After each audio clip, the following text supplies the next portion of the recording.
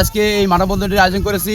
আমাদের 18 foot by 10 foot রাস্তাটি কেটে যে এফরামোল্লা সোয়াবিন এবং মরিচ চাষ করছে। এখানে আমাদের চরমেগা এবং এই 2 নং ওয়ার্ডবাসী হাজার হাজার লোকের সমাগম।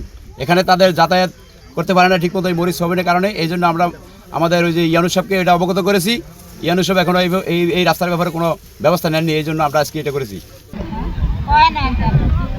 আমাদের এই যে 2 নং ওয়ার্ডে এই যে নিউ চরমেগা হতে করাতিরাট পর্যন্ত যে এই রাস্তাটা যুবলীগ নেতা এফরান মোল্লা, দাদুন মিদা, শাহজালাল মোল্লা, রব মোল্লা এরা 18 ফিট বাই 15 ফিট এই রাস্তাটা কেটে এটার মধ্যে সোয়াবিন মরিচ চাষ করে। মানুষের যাতায়াতের সমস্যা, মানুষ অনেক ভোগান্তি পোহাতে হয়, রাস্তায় আসতে পারে না, রাস্তায় আসলে ওরা হুমকি দুমকি দেয়। এখনও মানুষের সরকারি রাস্তা হাঁটতে দেয় না। এই রাস্তাটা সরকার করে দিয়েছে মানুষের যাতায়াতের জন্য। এই রাস্তাটাও তারা চাষ সোয়ে পাস করে আপনার এর ভিতরে মরিচ সোয়াবিন করে দিয়েছে। মানুষ এখন হাঁটার চলাচল সমস্যা, তাই মানুষ ধান সোয়াবিন কেটে মানুষ গাড়ি করে আনতে পারতেছে না। এই রাস্তা তারা জোরদখল করে রাখছে।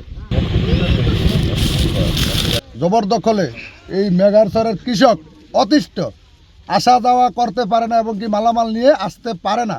আমরা এর তীব্র নিন্দা ও প্রতিবাদ জানাই উপজেলা নির্বাহী কর্মকর্তার দৃষ্টি আকর্ষণ করছি। আজকে এই রাস্তা তারা কৃষিকাজে ব্যবহৃত করার কারণে আমরা একবারই মানে অসহায় অবস্থায় আছি। এই রাস্তা দিয়ে কোনো মালামাল আমরা উঠাইতে নামাইতে পারতেছি না, এবং এই রাস্তায় হাঁটার জায়গা পর্যন্ত রাখে নাই। তারা রাস্তাটাকে পুরো জমিতে, কৃষি জমিতে বিলীন করে ফেলেছে। প্রায় 2 কিলো 3 কিলোর মতো রাস্তা তারা এইভাবে জবরদখল করে আমাদের এই কৃষকের ভোগান্তিতে ফেলেছে। আমাদের এই কৃষকরা, আমরা যারা সাধারণ কৃষক চরমেগাতে কৃষিকাজ করি, আমাদের মালামাল এখন চরমূল্য উঠে আনতে আমাদের খুবই কষ্ট ভোগ করতে হয়, আমরা করতে পারতেছি না।